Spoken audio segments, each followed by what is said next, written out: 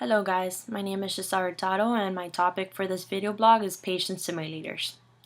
The development of human patient simulators began in the late 1960s and accelerated in the late 1980s and early 1990s. A starting point for computer control mannequin simulators was SIM-1, which was conceived by Dr. Stephen Abrahamson, an engineer, and Dr. Judson Denson, a physician. They both derived the idea of creating simulators as it had been done for autojet companies in regards to military funding. The objective of recreating more of an entire patient for medical purposes instead was now obtained by them. Patient simulators are increasingly used in the education and training of healthcare professionals. Contemporary patient simulators have many clinical features and look and respond to interventions with advanced degrees of realism, as in the real thing. The purpose of simulators is to teach basic skills such as respiratory physiology and cardiovascular hemodynamics.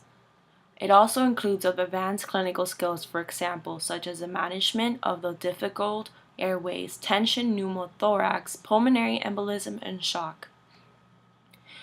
In a simulation lab, many advantages are offered that consist of being able to recognize and to treat rare, complex, and clinical problems.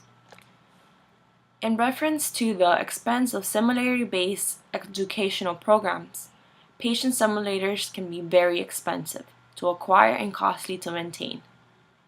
An organization must be committed to its use, along with budget money set aside for training, replaceable items, and routine maintenance.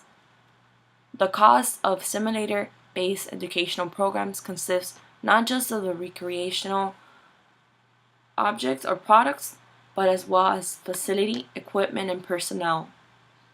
Pricing ranges from $45,000 and up.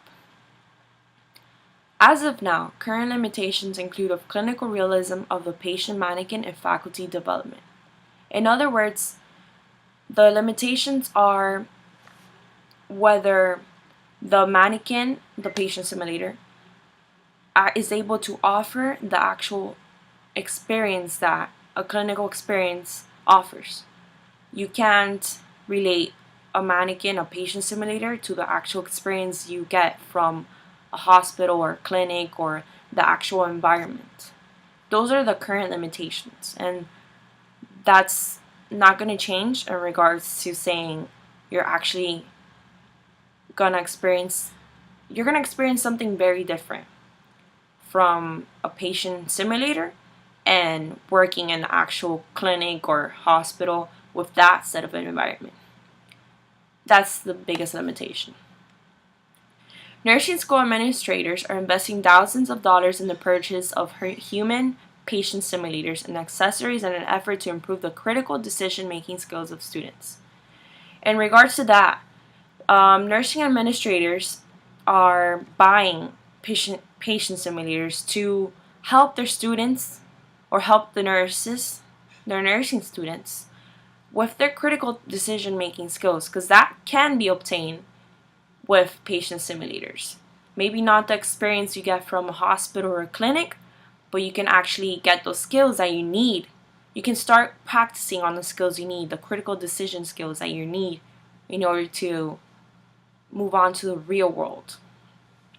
Several simulator systems are now professionally manufactured, commercially available, and used at hundreds of medical centers, universities, and colleges in the USA and throughout the world.